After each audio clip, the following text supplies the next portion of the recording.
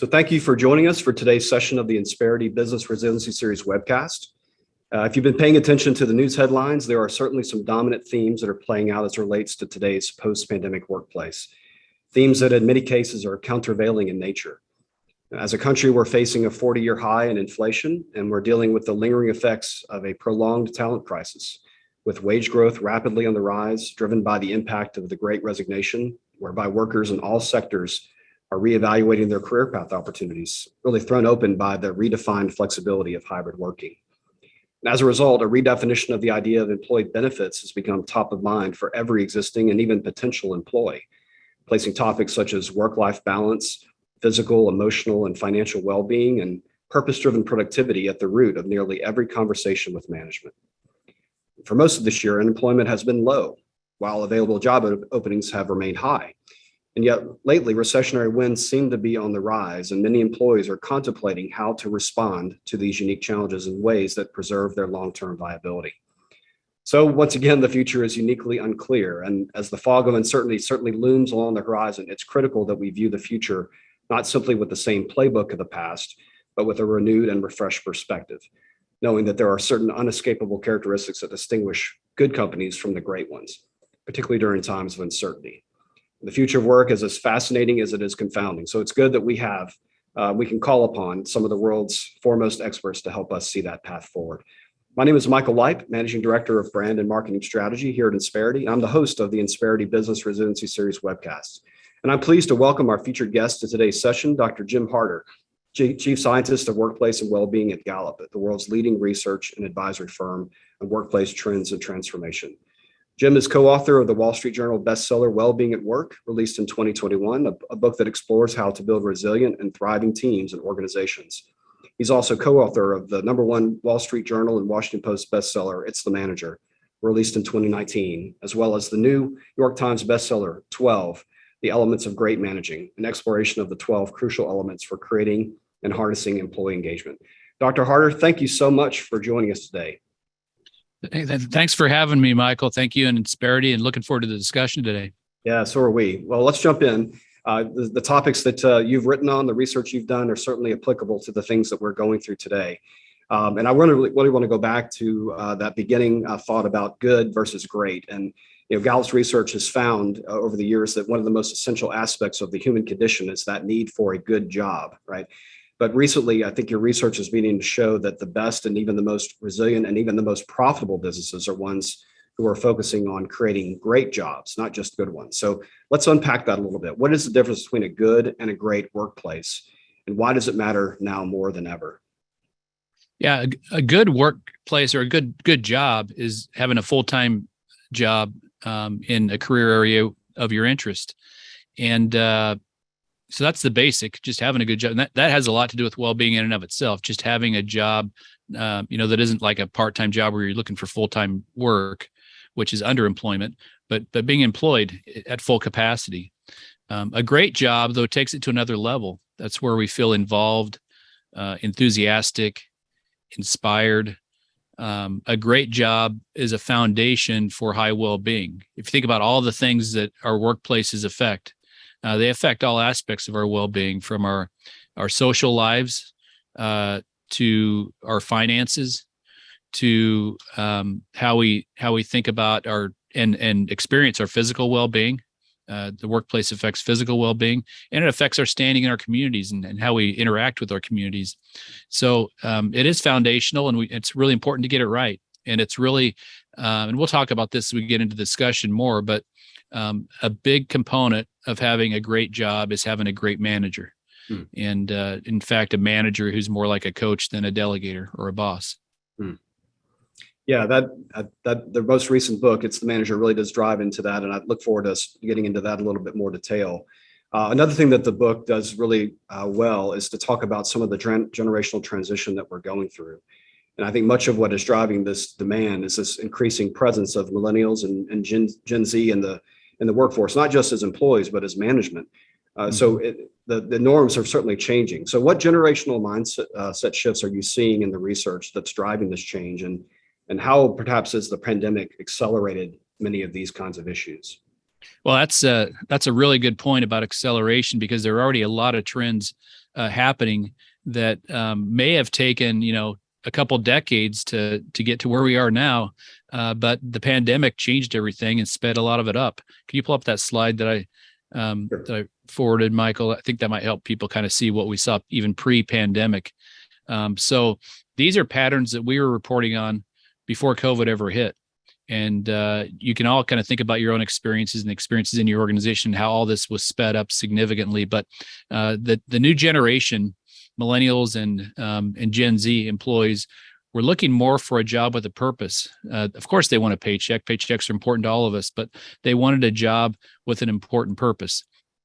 They wanted a job that wasn't just satisfying, not just one where they show up and they're satisfied with their work, but one that encourages their development, helps them think about their career development. Career development was the number one reason that people would change jobs among young workers.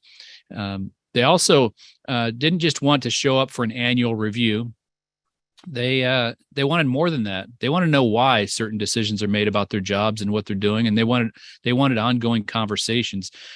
I know all of you could probably resonate with that now and how important that is right now when people are more separated than ever in many organizations.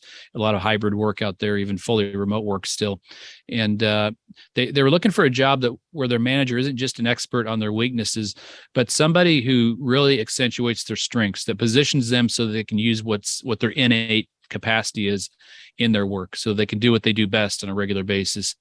And of course, there was this already really big trend toward work and life being blended more, primarily due to technology, but a realization among the workforce that their job should improve their overall life. Now, all this can kind of be summarized into that concept I shared just a little bit ago of a movement from managers being bosses or delegators to one where they're more like coaches, where they're in touch with people. They're in touch with people to understand their situation. It's hard to imagine improving engagement at work or well-being if you don't understand the situations each person's going through. And managers are in the best position to do that because they're close to the action. And if we give them the right kind of systems and the right kind of skills, they can do that effectively. They can be more like coaches. And being a coach is really about three things, I would say. One is really good at goal setting with people and involving people in their goal setting. Two, having the right kind of meaningful ongoing conversations with people so that you're in touch with what's going on in their work life blend, and also to give them the right kind of feedback when they need it. And third, accountability, where they build some system of accountability so that people know how well they're doing. And that's especially important now. I can't tell you the number of times I've been asked by people, when people are separated, how do we know whether they're performing? And one question back is how did you know before? Well, we can build some systems of accountability in place so that people know, managers and employees know how well people are doing and what they're accomplishing, and we can aim that at some pretty important outcomes in organizations that we can talk about in more depth. Michael. Yeah, that's great. It's fascinating. And I think many of us who think back to the coaches or even the teachers in our own life and those three criteria that you talked about, I think as we consider that in the relationship between the employer and the employee, that's a different frame of mind. It's a different way to think about it. And it actually, as you think about the impact of that, it actually makes sense that that's the direction that we want to go. But it certainly has been a transition of which the pandemic has accelerated. And as you noted, the importance of the manager, cannot be overstated in this area. So, I think we can say that the role has become increasingly complex as we've moved to this more hybrid or remote working environment, where things like social connectivity is now largely administered through digital connectivity. And so there are certainly advantages to this for many, and many that we could list out here today, and many of the folks on the call can clearly articulate. But there are also some significant limitations, that from a cultural or a collaboration standpoint that have to be factored in. So in your point of view and in the research that you're doing, what have we gained in this transition and what have we lost? If you ask people who have preferences for remote work, the number one thing that they list is a reduced commute time. So we've gained some time, but we've also gained some autonomy.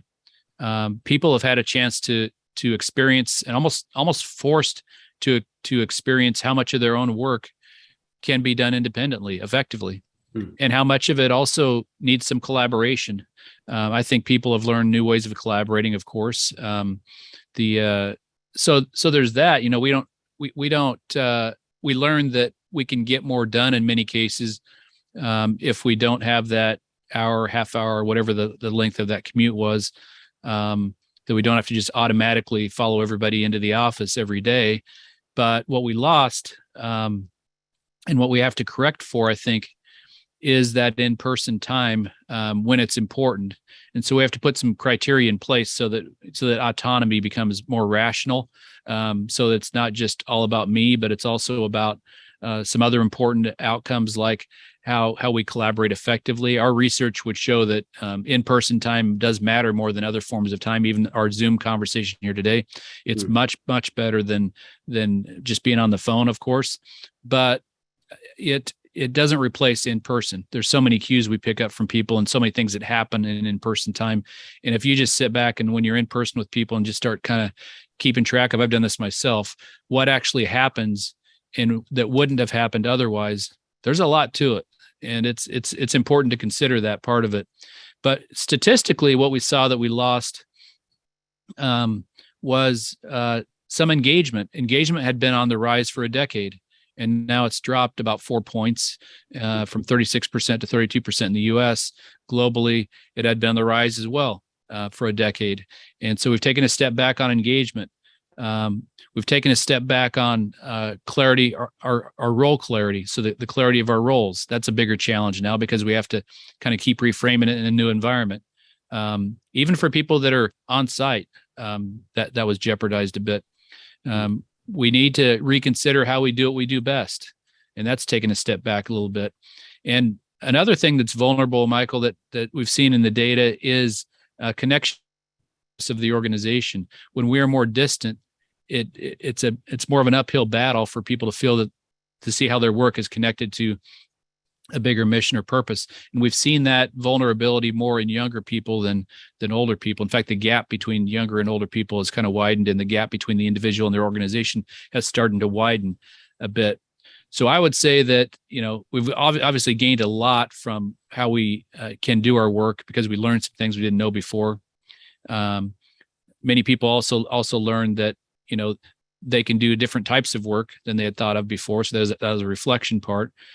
But there's also been some threat to culture, and I think organizations are really going to have to work hard to fix that. And again, I think one of the answers to that is through the managers. You mentioned employee engagement, and obviously that's something that Gallup has provided some insights, into for many years. The measurement of employee engagement, which I think has been consistently, as you said, on the rise, but now is starting to decline. I want to unpack that a little bit more. I suspect it has, a lot to do with management techniques and approaches. So, let's unpack that in some detail here. How do you measure employee engagement, and what can business leaders do to assess it in their current situation? And if there's opportunity for change, how do they change that trend in their own workplace? Yeah, good question. So how do we measure engagement? We have at Gallup for more than 2 decades been conducting meta-analyses of studies across workplaces all over the world. And we found 12 elements that we measure consistently. We measure a lot more than that too in organizations, but there are 12 foundational elements that make up our engagement model. They start with some of the concepts that I've been sharing with you so far, like clarity of expectations. That's a basic. Do you have the materials and equipment you need to do your work right? That's a basic. Do you have a chance to do what you do best every day at work? That's a basic. This tool is called the Q12. You might see it referred to that out in other places. But when you do good work, do you get recognized for it? These are often overlooked basics. Like, managers, this is kind of low-hanging fruit, but managers often fail to ask people how they like to be recognized. And that's a big learning right there. Or they fail to involve people in setting their own goals. That increases engagement a lot. So there's 12 elements, but they range from individual contribution, how that's rewarded, to whether people feel like they belong in the organization, whether their opinions count, how connected they are to their coworkers, and also their progress and growth. And so those elements make up the model. The reason that they have worked so well over the last couple decades through 10 different meta-analyses is that they're basic human needs that always matter, What we focus on, though, and how we address those needs can change depending on the situation. So if we're in a highly matrixed environment, we're working with multiple teams and with multiple team leaders, we have to push a little bit harder on clarity of expectations, reframe our goals. We need managers who are focused on those kinds of things. If we have more remote environments, of course, we have a little bit more vulnerability around the social aspect of things. I had people asking me the last couple of years, do friendships at work even still matter since we're so distant? Many people are so distant. You got half of the population that's remote ready. Does it even matter with those people? So we went into the research, we studied it. We found the two things that matter even more now than they did in the past are role clarity and the relationships we have with our coworkers. Our needs as human beings don't go away just because we're in these more virtual type environments. They're still there. So we have to close those gaps and create situations where people can feel a part of a culture and a part of something bigger than themselves. In terms of declines and changes, we saw the complexity of management has gone up. That's probably not surprising to anybody who's a manager out there. But we also saw manager burnout on the rise. So we've got to do a better job of making managers' jobs more streamlined and focused on the right things, and don't expect them to do everything, but expect them to coach people primarily, number one, as their number one job requirement. We saw bigger declines in the healthcare industry than in other industries, but we saw declines pretty much across the board. We saw bigger declines in younger remote ready jobs than in other jobs. And a little more decline in exclusively remote employees versus others, even though remote employees tend to report pretty high well-being and fairly high engagement. There was some decline there. And I mentioned some of the elements we saw drop, like expectations, materials and equipment, being recognized, feeling like you're developing and being connected to that bigger mission or purpose. So I want to delve a little bit further into sort of the changing the trend. So if companies are able to go through and do this assessment, understand it, and then identify some trends that they need to change, I sort of ask this in a way that I think is appropriate, given now more than ever, given the pandemic and the rise of the importance of the human resources function. What would you say is the role of human resources in helping sort of manage through that identification of the issue, but also sort of changing that in the positive direction? Yeah, pretty much everything I focus on is centered on that topic. And we conduct research that is directed at how can an organization change their culture and directed at the right kind of outcomes. And so one of our discoveries along the way was that managers themselves explain about 70% of the variance in team engagement. You go into any organization for the first time, and I'm going to unpack this so that you can kind of see how I get to my opinion about change. But you go into any organization for the first time and you'll see massive variation in engagement, the engagement of employees across manager-led teams. You'll see some at the top, some at the bottom, a bunch of them in the middle. So that's a problem because it means you don't have a consistent culture in your organization. So one avenue through change is through the manager and upskilling managers with the right kind of education and training. That's where HR, I think, comes in, where they can provide resources to organizations to upskill managers to be more like coaches than delegators or bosses. And again, what it means to coach is that if I boil it down into if you're going to ask me what's one thing to make someone a better coach, teach them how to have one meaningful conversation with each person they manage every week. What does that mean? Well, meaningful conversation has to have something to do with knowing something about their goals, involving them in setting their goals, making that more of a continuous process and not just a once a year kind of process or twice a year kind of process. So it's active. It's not always reflective. It's an active involvement in goals as the organization changes. Having some knowledge about what their individual strengths are. What I mean by that is each of us are different. If you have multiple people in your family, you know that people just kind of come out with different tendencies about them. You call that personality if you want. But we need a method for identifying the strengths of each person so that we have some language to more quickly understand someone else better.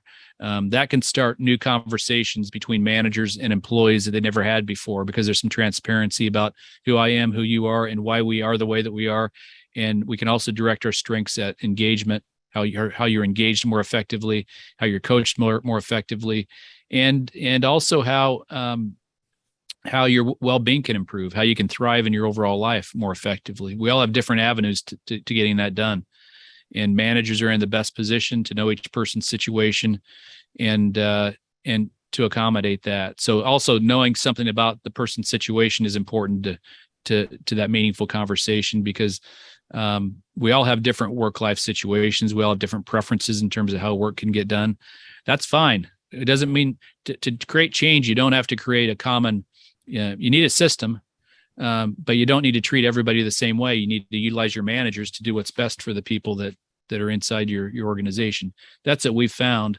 And to do all that, I really believe, and our research supports this, that we've got to focus on the fundamentals of human nature that we can rely on across time, not just, how we address those fundamental needs of human nature can be different depending on the times, but the needs themselves can cut across time. We always need to know what's expected of us. When we do good work, we always need to be recognized for it. We always need environments that care about us, and we always need connections socially with other people. Those are some fundamentals. Yeah, that's good stuff. So what I want to do now is sort of begin to transition our discussion into we've been talking a little bit about the past, what the research has been showing, and the trends that you're seeing. I want to talk a little bit about the future. And as you and I were talking through this in preparation for our discussion, you used the term, which we ended up naming our session today, as seeing the future through the fog. And we admit that that's a difficult thing to do. But looking at headlines, we're seeing questions on whether the country is or is not in an economic recession, or is it moving that direction. There's all sorts of indicators that are creating confusion around where we currently are and where we're going. So, trying to see the future through the fog can certainly be a frustrating challenge, particularly one like we're in today, but it's one that we've got to commit to. So how do the principles that we've been talking about, how do they particularly apply when we're looking forward and facing some uncertainty in the economy? Well, there's a new autonomy that people have now learned that has become sort of an endowment effect, and that's people feel that sense of freedom. You've got people that were previously watching for jobs, watching for openings, or actively looking for jobs that took action on that. That's changed the dynamic quite a bit from an economic standpoint. So we do have this sense of autonomy, which is a basic human need. That's good. People realize they had some autonomy to do some things the way that they want to. But I think what organizations need to do going forward is to make that rational. I call it rational autonomy. And how do we do that? Well, we've got to use the right kind of criteria to help people make the right kind of decisions, not just for themselves. We ask people, how do you decide when you're in the office? Just one example. How do you decide when you're going to be in the office? What goes into that decision process? You had about a fourth of people who said, our leadership told me, another fourth who said, my manager told me. And by the way, the people that said that had lower engagement and well-being because they didn't want to be told what to do. The highest percentage of people said, I just decide myself. But there's a fourth reason. Actually, the lowest one that people gave was I decide with my team, in conjunction with my team. We decide together when we're going to be in the office. Only 13% of people pointed to that as a method they used to decide. But that method actually had the highest correlation to engagement at work. So there's something about, there's some realizations we're seeing in some of the data that are not difficult fixes, but we have to take a different approach. We can't just think of it, this is us as an organization versus our employees. It's utilizing our managers to have the right kind of conversations with people so they can make some rational decisions while they can still have some autonomy. And I think people will make the right decisions when they're guided in the right way. Do they actually discuss with their team, when are situations in the past when you felt a part of our culture? When are situations in the past when we have collaborated the best? What did we gain out of in-person time? And for some people, maybe they do all their work independently, but almost everybody that we survey shares that they might do a lot of their work independently, but they still rely on some collaborative work. And so we got to help people make the right decisions so that we can leverage human nature in the right way inside organizations. We know in-person time matters. We know it's more difficult when people are completely remote. Some people can make it work really well. So I'm not trying to be overly formulaic here. And the answer is different probably for every team. But my point is, I think we need to have those discussions, and we need to aim the discussion at three things. And this goes back to that point about accountability earlier, Michael, that I don't think we can ignore in all this. Accountability should be around you as an individual, your performance. People tend to naturally think about that. Your collaboration with your team, how that works best, and importantly, the customer. What decisions are we making about when and where we work and how we work and how that affects the customer, whether your customer is internal or whether your customer is external. So when you think about accountability, think about individual performance, collaboration with the team, and the value you're bringing to your customers. Yeah, I don't know that last point can be overstated. And ultimately, the decisions we make have to serve the employee experience, but that in and of itself is meant to drive the customer experience. So at the end of the day, we have to think about how are we doing right by our customers and equipping our managers and our teams to properly serve them in ways that are going to drive the business forward, and particularly during difficult times. So that really good insight. Just looking at some of our Q&A, just a quick response. We are going to be recording this session. We are recording it and we'll be posting it on Insperity.com later today. So if you are looking to watch this again and rewatch some of the insights that Dr. Harter's giving to us today, be sure to do that. And also looking at some of our questions, there's a couple here, but I want to try to summarize them here. Some of the questions here get into more of the personal side of kind of dealing with employees, but also some on really understanding kind of how has this changed as a result of the pandemic. So let me kind of phrase it this way. The pandemic kind of became this line of demarcation for workplace norms, and well, a lot changed. We've talked about some of that already today. Some businesses are reverting back to totally normal practices and are not necessarily as impacted by this transition as maybe others, where some have completely shifted their model. They've moved away from the traditional workplace model. Now they're totally remote and having to redefine and both their talent and attraction strategy, their retention strategy, every aspect of being an employer is changed. And so, things like recruiting and retaining are now, increasingly complex with multi-state requirements and work-life balance, where you used to be able to go to the office and go home, and now you're always on in some cases. So all of this is being redefined. So I guess what I'd like to know, and this is consistent with the questions that we're seeing, what is the research showing about what's coming for the future of work? Is there more change coming? And maybe how do we avoid the natural tendency to overcorrect in response to some of the demands that are out there? Yeah, I think there is a risk of overcorrection, and that's if we look at it through just one lens. If we just look at it through the lens of what are employees saying is right for them, that's important.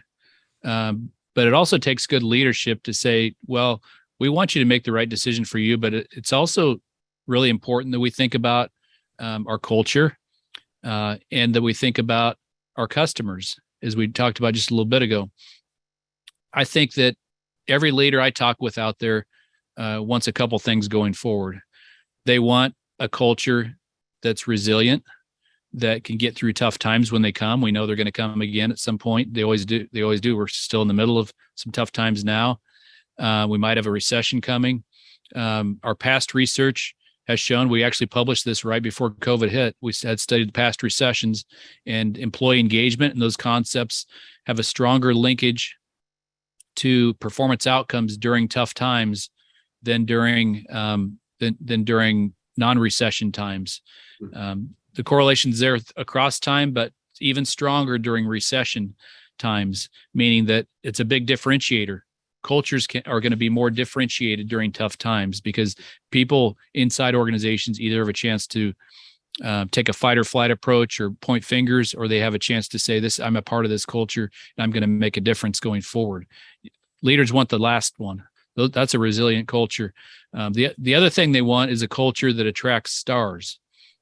So the challenge going forward is, how do we build a culture that attracts stars and is resilient? And if you keep peeling back the research, you find that if you're going to just say there's one element to be focusing on, it's how do you make managers at all levels inside your organization more like a coach. I think organizations are going to be competing to have the best cultures because they want to attract the best people. The labor market, even if we have a recession, it's very likely that there's still going to be some job openings. I doubt that's going to completely, that gap between job openings and hiring is going to completely close. There's just so many, and some of it has to do with generational patterns. But one thing that will always work across time, particularly important during tough times, is to build a culture that's led by your managers having the right kind of skills to work with the individuals on their teams effectively in those three areas that I talked about: goal setting, ongoing conversations, and accountability. So in my view, that's where the future of work is for organizations that are going to be successful no matter what the times are ahead. And that's something you can rely on going forward. In terms of areas of engagement that we saw matter even more during recessions to build resiliency, again, clarity of expectations is a big one.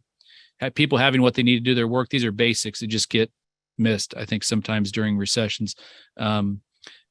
Do what you do best, chance to do what you do best, feeling connected to the bigger mission or purpose of the organization, and feeling connected to coworkers is a really important one.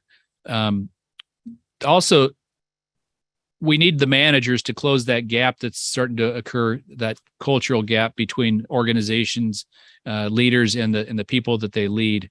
There's been a significant drop in employees saying that their organization cares about their overall well-being. That's a problem.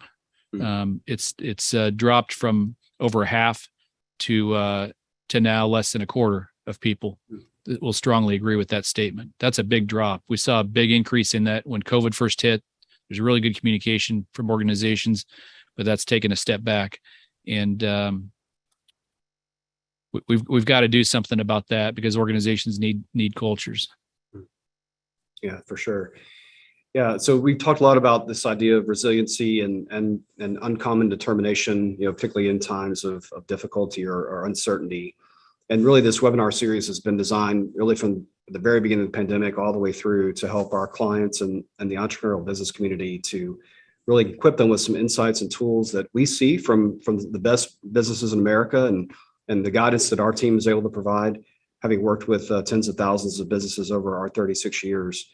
And just kind of going here at our close, from the Gallup organization's perspective and from the research that you're seeing, what are some ideas and insights, maybe even beyond some of the things we've already talked about that you can share on how managers can build the idea of individual and team resiliency?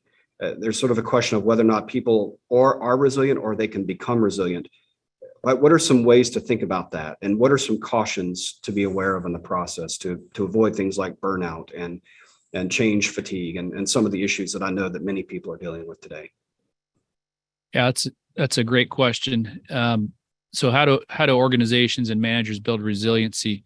There's a couple of angles to it. One is you might contrast flow, the concept of flow, which was Mihai Csikszentmihalyi spent his entire career on the concept of flow, or at least most of it, and contrast that with burnout. There's one thing in common between both, and I think it's important that we keep that thing in mind. It's called high challenge. We don't want to remove high challenge from workplaces. That's really important to people. In a burnout situation, you have high challenge and you have barriers getting in your way to getting your goals done. In a flow situation, you have high challenge, but you're able to use your strengths. You don't have the barriers, and managers are in the best position to remove those barriers. We're all a little bit different in how we're wired. So we need to understand fundamentally how each of us are wired in a transparent way. We have a tool called Clifton Strengths that I'm just mentioning it to you because 27 million people have completed it, and it's about 700,000 college kids every year go through it and get feedback on it. And so they're coming into your businesses already knowing that language. And if you don't start by thinking about the innate tendencies of people, you're going to make different, very uphill kind of developmental moves with people, where you might just try to put everybody through the same program. But managers can build trust quickly because it creates a quick understanding of one person to another. So that's important. I think it's important to create that experience of flow and resiliency and reduce burnout. The other thing I wanted to mention, Michael, is that we did a survey, and this is just this quarter. It was second quarter. I guess we're in third quarter now, but this is during second quarter, of 15,000 workers in the U.S. And one of the questions we asked them was, in your best life imaginable, would you prefer a job where work and life are more separated, 9 to 5 type work, or would you prefer a job where work and life are blended, where throughout the day you're doing some work, some of the rest of your life you're kind of blending your work? Guess what the response was? 50-50. Wow. In the overall working population, 50% wanted work and life separation. There's a little bit of difference across industry, but you'd be shocked at how much variance there is even within industries on those preferences. 50% wanted blended work. If you go to remote ready jobs, it's 60% want the blended work, 40%, but still there's 40% that want work-life separation. If you don't know that about the people you manage, think about how much disrespect you could cause. And they may not even tell you unless you ask them. They'd just be thinking, why is this manager bugging me at night? Or why is my manager telling me I can't work on the weekends when that removes my stress? There's people in both camps, and neither of the answers is the perfect answer. They're both right answers. They're just, one of them might just be how we are going through our current life stage. Maybe we have kids in the household and we're going through a different life stage, or maybe it's just our preference in general. But people can be engaged in either of those two scenarios if we understand it, and if we understand them individually and help them aim their strengths at the right kinds of outcomes. There's this concept out there, I've been getting pinged a lot by the media on this, called quiet quitting. Well, I'll tell you, we've been tracking that for 2 decades. It's called not engaged and actively disengaged. It's, people that there's something underlying that trend, and it's that people aren't real satisfied with their workplace. There's some people that are authentically burnt out, and that's of course they need that separation because they are burnout. It could be some of those 9 to 5ers that are being asked to do things that don't fit for them. But if the manager understands their situation and accommodates for that while still aiming them at high performance and giving them high challenge, they don't have to be quiet quitters. They can be engaged employees who are, as we started off with, involved, enthusiastic, inspired. I'm actually, when I look at our data, even though we've seen some drops lately, I'm really encouraged and inspired for what workplaces can be globally. The reason I say that is I've seen this in the data, that even though the global average is about 1 in 5 people are engaged, in the US, it's at 32% now, lower than it's been in a long time. The best run organizations, and this is a really high bar metric, are at 70% plus. And they maintain that through these COVID years. So they intentionally built a resilient culture. And I think any organization can get there if they put the right steps in place. I'm very convinced of that. We've seen it across industries, across geographies. It's very doable. Well, that's an encouraging word to end on. Jim, thank you so much for joining us today and for the fascinating look into some of these key drivers on employee engagement and the future of work, and certainly to emphasize your point, the role of the manager, and maybe better said, the role of the coach, has never been more important, because it's never been more at stake in navigating where we're going. I have to say the Gallup organization has been on the forefront of really understanding the workplace transformation for so many years, and encouraging employees and teams to understand and build upon their strengths and as their path to long-term productivity and purpose, which is, I think, what we're seeing that so many new employees are looking for. But I think back to more than a decade when Jim Clifton wrote in his book, The Coming Jobs War, he said, innovation has no value until it creates something that a customer wants. what customers at any level really want is somebody who deeply understands their needs and becomes a trusted partner or advisor. And for us, that was deeply prophetic in the sense that the challenges, of the past several years have certainly proven that in good times, but particularly in difficult times when the path forward is really hard to see, that a trusted advisor it can be a priceless resource. So Insperity's built our business around that very idea. And for more than 36 years, we've sought to serve our clients and our communities as that very thing, a trusted advisor to America's best small and mid-sized businesses. And our nationwide network of business performance advisors are here to serve you in the same way that we've served tens of thousands of growth-minded organizations around the country for many decades now. So our time today has revealed some interesting and challenging insights, but translating that insight into action is where I think, as we said, good companies become great ones. So we're honored to join you on that journey, and let me invite you to Insperity.com to explore the wide range of human resource and business performance solutions that we have to offer. And we'd love to connect you with one of our business performance advisors today. And if you're one of our current clients, we thank you for the privilege of standing shoulder to shoulder with you over the last several years. And as we venture ahead into what we know will be with an abiding sense of faith and optimism. So Dr. Harter, thank you again for your time. And for those of you who joined us, please stay tuned for future editions of Insperity's Business Resiliency Webinar Series throughout the fall as we seek to tackle the pressing issues of the day as they arise. So as always, we thank you for joining us, and we look forward to talking to you again soon. Have a great day.